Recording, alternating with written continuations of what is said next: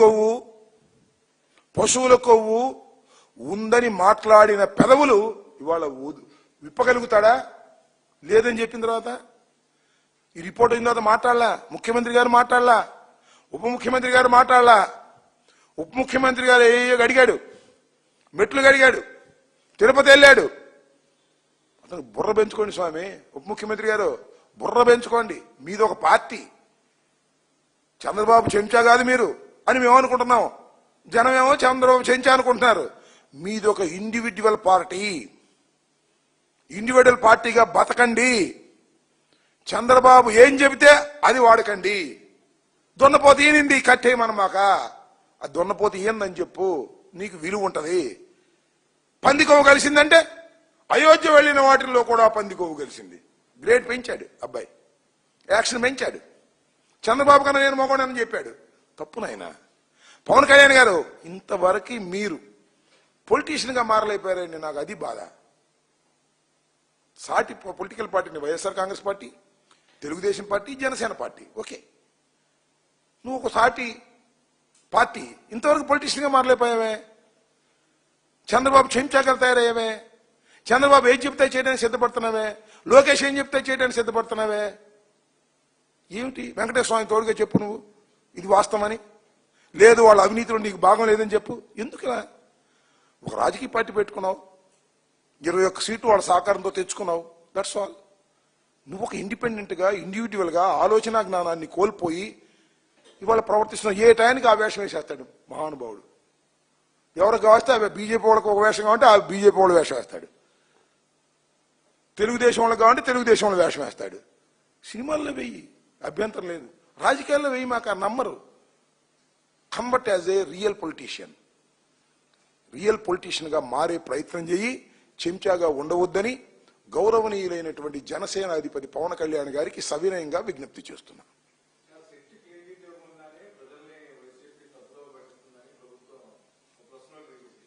Press note ఇచ్చారు చంద్రబాబు రమ్మని మాట్లాడారు. కాంగ్రెస్ పార్టీ మీద బురద జల్లాలని ప్రయత్నం చేసినటువంటి కుట్ర పటాపంచలైపోయింది. ప్రతిష్టాత్మకమైనటువంటి సంస్థలు, భారతదేశంలో కేంద్ర ప్రభుత్వం ఆధీనంలో నడుస్తున్నటువంటి ప్రతిష్టాత్మకమైన సంస్థలు ల్యాబ్ రిపోర్టు ద్వారా ఈ కుట్రలన్నీ కూడా భగ్నమైపోయాయి. నిజం బయటకు వచ్చింది. దీన్ని చూసి భరించలేక నారా చంద్రబాబు నాయుడు గారు, తెలుగుదేశం ప్రభుత్వం ఇంకా దుష్ప్రచారం చేయాలనేటువంటి ప్రయత్నం చేస్తున్నారు. తన మీడియాను అడ్డం పెట్టుకొని, తనకున్నటువంటి ప్రభుత్వాన్ని అడ్డం పెట్టుకొని ఇంకా దీన్ని మసిపూసి మారేడికాయ చేసి ఇంకా దుష్ప్రచారం చేయాలనేటువంటి ఒక వ్యర్థ ప్రయత్నం చేస్తున్నారు. చంద్రబాబు నాయుడు గారు అధికారంలోకి వచ్చిన తర్వాత 2024 సెప్టెంబర్ 18న కూటమికి సంబంధించినటువంటి శాసనసభ్యుల సమావేశాన్ని ఏర్పాటు చేశాడు. ఆ సమావేశంలో కుట్రకు నాంది పలికాడు చంద్రబాబు నాయుడు గారు. ఆ రోజు ఏమన్నాడంటే చంద్రబాబు నాయుడు గారు, తిరుమల తిరుపతి దేవస్థానంలో లడ్డూ ప్రసాదంలో కల్తీ కలిసింది అన్నాడు. అందరూ తాగాడా? ఆగల. పంది కొవ్వు, పశువుల కొవ్వు కలిసింది, దాన్నే తయారు చేశారు, ప్రపంచంలో ఉన్న భక్తులు తినేశారు అనేటువంటి మాట మాట్లాడాడు. ఒక్కసారి దేశం ఉలిక్కిపడింది. హిందూ మతస్థులందరూ కూడా ఉలిక్కిపడ్డారు. పంది మాంసం ఏంటి, పంది కొవ్వేంటి, పశువుల కొవ్వేంటి, శ్రీ శ్రీ శ్రీ శ్రీ వెంకటేశ్వర స్వామి ప్రసాదంలో ఇవి కలిశాయని ఒక ముఖ్యమంత్రి సాక్షాత్తు చెబుతున్నాడే, ఏమిటి ఇది అని ఉలిక్కిపడ్డారు. దురదృష్టం, ఇంత ఏ రకమైనటువంటి ఆధారాలు లేకోకుండా, సమాచారం లేకోకుండా, ముఖ్యమంత్రి స్థానంలో ఉన్నటువంటి ఒక సీనియర్ మోస్ట్ పొలిటీషియన్, అనుభవజ్ఞుడని చెప్పుకోబడుతున్నటువంటి పొలిటీషియన్ అధికారంలోకి వచ్చి జూన్ 4 అధికారంలోకి వస్తే సెప్టెంబర్లో ఆరోపణ చేశాడు. జగన్మోహన్ రెడ్డి గారి మీద, వైఎస్ఆర్ కాంగ్రెస్ పార్టీ మీద బురద జల్లేయాలనేటువంటి ఉద్దేశంతో చేశాడు. ఆ రోజునే అందరూ ఖండించారు, విఘ్నైన వారు అందరూ ఖండించారు. ఆధారాలు లేకుండా ఎలా చెప్తాడు ఒక ముఖ్యమంత్రి? ఒక ముఖ్యమంత్రిని ఏం చేయాలి? ఒక విషయాన్ని బహిర్గతం చేయాలి అంటే, ఒకరి మీద ఆరోపణలు చేయాలి అంటే, పొలిటికల్ గడ్జి తీర్చుకోవాలి అంటే వేరే వేరే విషయాలు చేయొచ్చు. కానీ శ్రీ శ్రీ శ్రీ శ్రీ వెంకటేశ్వర స్వామి ప్రతిష్టకు భంగం కలిగే విధంగా, హిందూ ధర్మానికి భంగం కలిగే విధంగా, ప్రపంచంలోనే హిందువులకు అత్యంత పవిత్రుడుగా భావిస్తున్నటువంటి శ్రీ శ్రీ శ్రీ వెంకటేశ్వర స్వామి ప్రసాదంలో పంది కొవ్వు కలిసింది, పశువుల కొవ్వు కలిసింది అని ఆరోపణ చేయటాన్ని నిజంగా సహించరానటువంటి ఆరోపణ, ఆధారాలు లేకుండా. ఆ రోజుకు ఆధారాలు లేవు, ఇవాళకి లేవు. దాని మీద ఆ రోజున అంతకు ముందే చైర్మన్ గా పనిచేసినటువంటి సుబ్బారెడ్డి గారు ఇది చూసి ఆశ్చర్యపోయి న్యాయస్థానానికి వెళ్లారు. అది కూడా అత్యున్నతమైన న్యాయస్థానం సుప్రీంకోర్టుకు వెళ్లారు. సుప్రీంకోర్టు చివాట్లు పెట్టింది. మీరు వేసిన సిట్టు కాదు, సిబిఐ ఆధ్వర్యంలో సిట్టు వేయమని కోర్టు ఆదేశించింది. ఈ శాంపిల్స్ మళ్ళా పంపించండి, సెకండ్ ఒపీనియన్ తీసుకోండి అని మళ్ళా పంపించారు. విచారణ జరిగింది. సిబిఐ ఛార్జ్షీట్ పడేసింది.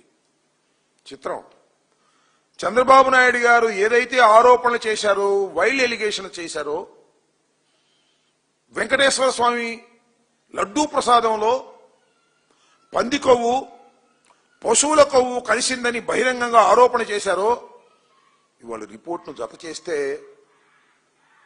దానిలో యానిమల్ ఫ్యాట్ లేదని చెప్పారు, దానిలో పంది కొవ్వు లేదని చెప్పారు. చిత్రం. అయినా కూడా ఇంకా ఒటారించే కార్యక్రమం, తనకున్నటువంటి మీడియా బలంతో, తన అధికారంలో ఉన్నాననే ఉద్దేశంతో తన పత్రికల్లో రాంచుకోవడం సంగతి దేవుడు ఎరుగు. ఎక్కడ కనపడితే అక్కడ ఫ్లెక్సీలు పెడుతున్నారు. జగన్మోహన్ రెడ్డి గారి బొమ్మ, కరుణాకర్ రెడ్డి గారి బొమ్మ, సుబ్బారెడ్డి గారి బొమ్మ పెట్టి మహాపాపులు అనేటువంటి ప్రచారం చేసేటటువంటి కార్యక్రమం చేస్తున్నారు. ఇది చాలా దురదృష్టకరమైనటువంటి పరిణామం అని కూడా ఈ సందర్భంగా నేను చెప్పదలుచుకున్నాను. అసలు ఏం జరిగింది? చంద్రబాబు నాయుడు గారు ఇంత అనుభవజ్ఞుడు కదా, అసలు ఎందుకు ఈ కారణాలన్నీ జరుగుతూ ఉన్నాయి? అసలు ఎందుకు చంద్రబాబు నాయుడు గారు అధికారంలోకి వచ్చిన తరువాత, గుర్తుపెట్టుకోమని మనం చేస్తున్నాం, చంద్రబాబు నాయుడు గారు అధికారంలోకి వచ్చిన తరువాత 2024 జూన్ 12వ తారీఖున, 2024 జూన్ 25వ తారీఖున, 2024 జూలై 6వ తారీఖున, 2024 జూలై 12వ తారీఖున ఈఆర్ డైరీ నుంచి లడ్డూ ప్రసాదానికి నెయ్యి ట్యాంకర్లు వెళితే ఆ నెయ్యి ట్యాంకర్ల నుంచి శాంపిల్స్ తీసుకున్నారు. ఇప్పుడు జరిగాయి జగన్మోహన్ రెడ్డి గారి టైంలో కాదు, సుబ్బారెడ్డి గారి టైంలో కాదు, సాక్షాత్తు చంద్రబాబు నాయుడు గారు ప్రమాణ స్వీకారం చేసిన తరువాత, శ్యామలరావు గారిని ఈవోగా వేసిన తరువాత ఈ శాంపిల్స్ అన్ని తీశారు. ఈ శాంపిల్స్ అన్ని తీసి పంపించారు. పంపించి దీనిలో కల్తీ ఉంది అనేటువంటి మాట మాట్లాడారు. వాళ్ళు ఇచ్చినటువంటి రిపోర్ట్స్ అన్ని కూడా పరిశీలించిన తర్వాత వాళ్ళు డిస్క్లైమర్ కూడా ఇచ్చారు కింద, ఈ పరిస్థితుల్లో ఇలా ఉండవచ్చు, ఇవి వాస్తవాలు కావు అని. దీని మీద పట్టుకొని ఎంత రాద్ధాంతం చేయాలో అంత రాద్ధాంతం చేశాడు చంద్రబాబు నాయుడు గారు. తనకున్న మీడియా బలంతో, తనకున్న అధికారంతో. ఎప్పుడు శాంపిల్స్ ఇవి? జగన్మోహన్ రెడ్డి గారి అధికారంలో ఉన్నప్పుడు శాంపిల్స్ కావివి, సుబ్బారెడ్డి గారి అధికారంలో ఉన్నప్పుడు శాంపిల్స్ కావివి. చంద్రబాబు నాయుడు గారు అధికారంలోకి వచ్చిన తర్వాత, శ్యామలరావుని నియమించిన తర్వాత, ఆయన వెళ్ళి దర్శనం చేసుకొచ్చిన తర్వాత జరిగినటువంటి శాంపిల్స్ లో కల్తీ ఉందని మా మీద బురదలే కార్యక్రమం చేశారు. దాని మీద సుప్రీంకోర్టుకు వెళ్తే సుప్రీంకోర్టు చివాట్లు పెట్టింది. దీని మీద మళ్ళా సెకండ్ ఒపీనియన్కి వెళ్లవలసిందిగా చెప్పింది, సిబిఐని పురమాయించింది. ఆ తర్వాత జరుగుతున్న విషయాలు మీకు తెలుసు. అనేక సందర్భాల్లో రోజు మాట్లాడుతూ ఉన్నాడు చంద్రబాబు నాయుడు గారు. దీనికి తోడు ఆ కూటమిలో ఉన్నటువంటి వాళ్ళు, పవన్ కళ్యాణ్ గారు కూడా భూతాన్ని వేసుకున్నాడు. దున్నపోతే ఈవింది అనగానే కట్టేయని అనే కార్యక్రమం చేశాడు. ఆయన కూడా మెట్లు కడిగాడు, తిరుపతి వెళ్ళాడు, గందరగోళం చేశాడు. లడ్డూలో కొవ్వు కలిసిపోయింది, దేశంలో అందరూ తిన్నారన్నారు. అయోధ్యకు పంపించిన లడ్డూల్లో కూడా ఉందన్నాడు. అయోధ్యకు పంపించిన లడ్డూల్లో కూడా ఎప్పుడు శాంపిల్స్ ఇవి? చంద్రబాబు నాయుడు గారు అధికారంలోకి వచ్చిన తర్వాత 2024 జూన్ జూలైలో తీసుకున్న శాంపిల్స్ లో పూర్తి టెస్ట్ లేకోకుండానే, సెకండ్ ఒపీనియన్ లేకోకుండానే అయోధ్యకు పంపించిన లడ్డూల్లో కూడా పంది కొవ్వు ఉంది, పశువుల కొవ్వు ఉంది. ఏంటి రాజకీయ ప్రయత్నం?